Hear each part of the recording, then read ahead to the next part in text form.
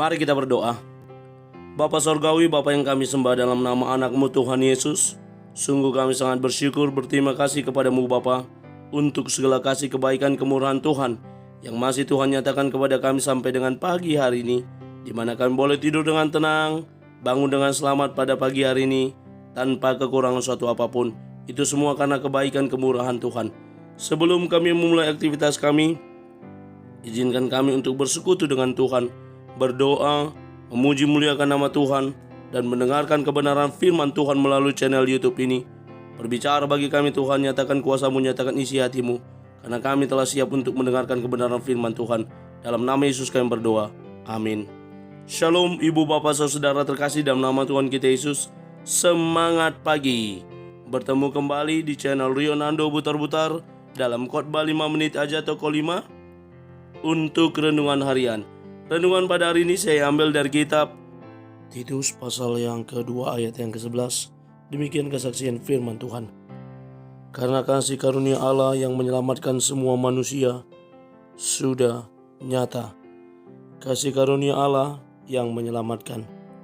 Ibu bapak saudara terkasih dalam nama Tuhan kita Yesus, berbicara tentang kasih karunia, Martin Luther, tokoh reformator, mempunyai konsep dan pengertian tersendiri.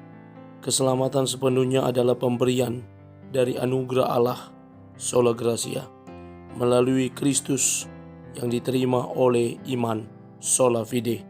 Keselamatan adalah karena anugerah, hadiah yang kita tidak layak dapatkan dari Allah dan hanya tersedia melalui iman di dalam Yesus Kristus.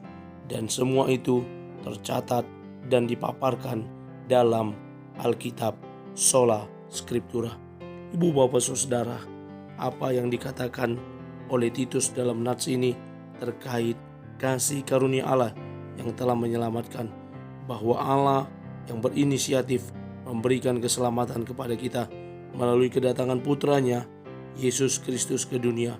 Yesus Kristus adalah inkarnasi dari Allah yang datang dari surga, yang menjelma menjadi manusia sama dengan kita. Dia yang tadinya berada di surga yang nun jauh, transenden, dan sekarang dia ada di tengah-tengah kita menjadi Allah yang imanen. Tuhan berserta kita, Tuhan bersama-sama dengan kita. Kasih karunia Allah dinyatakan dan diberikan kepada orang-orang yang sebenarnya tidak layak mendapatkannya. Karena apa? Karena keberdosaan kita, karena kita telah gagal mencapai target atau sasaran dari Allah, dan kitalah yang diberikan kasih karunia, sehingga kasih karunia yang kita terima tersebut hendaknya dapat kita wujud nyatakan melalui segala perbuatan-perbuatan yang berkenan di hadapan Tuhan dan berkenan di hadapan sesama. Ibu bapak saudara, Pendeta Nyoman Enos berkata, kasih karunia Allah dapat diartikan kebaikan Allah yang berlimpah-limpah kepada orang berdosa. Kita umat yang berdosa ini, di mana upah dosa seharusnya adalah maut, namun karena kasih karunia Allah yang berlimpah-limpah, yang telah dicurahkan, yang telah diberikan kepada kita, sehingga kita dilayakkan untuk mendapatkan kasih karunia Allah. Kita yang tadinya dari kegelapan telah dibawa kepada terangnya yang ajaib. Kita yang dulu adalah hamba dosa telah dijadikan hamba kebenaran di dalam Kristus Yesus yang telah mati di Bukit Golgota untuk menebus segala dosa pelanggaran kita. Kitalah yang patut sebenarnya memikul salib. Kitalah yang patut sebenarnya disalibkan karena dosa-dosa kita. Namun oleh karena kasih karunia Allah kita telah diselamatkan. Namun oleh karena kasih karunia Allah kita telah dipulihkan, ditebus, dan dijadikan baru, menjadi anak-anak kesayangan Tuhan, menjadi hamba-hamba Tuhan yang layak menerima anugerah dari Allah Bapa. Karena itu ibu bapak saudara, mari kita terima kasih karunia Tuhan kita dan kita hidupi melalui cara hidup yang baik dan benar.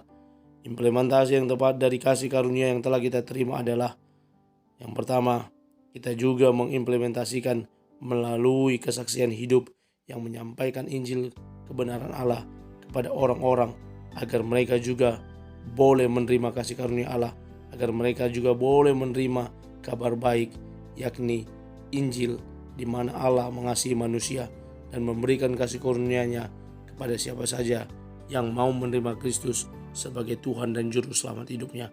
Selanjutnya, segala perbuatan baik, segala perbuatan yang berkenan di hadapan sesama, terlebih lagi di hadapan Tuhan, itulah harus yang menjadi ciri khas kita, orang-orang yang telah menerima kasih karunia dari Allah.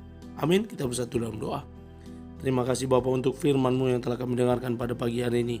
Mampukan kami untuk menjadi para pelaku kebenaran firman Tuhan, yang terus bertumbuh di dalam Tuhan, yang terus hidup di dalam Tuhan, karena kasih karunia-Mu nyata atas hidup kami, yang memberikan keselamatan bagi hidup kami. Terpuji nama Tuhan. Ajar kami untuk mengerjakan tugas panggilan kami, untuk mengerjakan tugas kasih karunia yang telah kami terima melalui cara hidup yang baik di hadapan sesama, terlebih lagi di hadapan Tuhan. Kami mulai hari ini, dalam nama Yesus kami sudah berdoa dan mengucap syukur. Amin. Selamat beraktivitas. Tuhan Yesus memberkati. Shalom.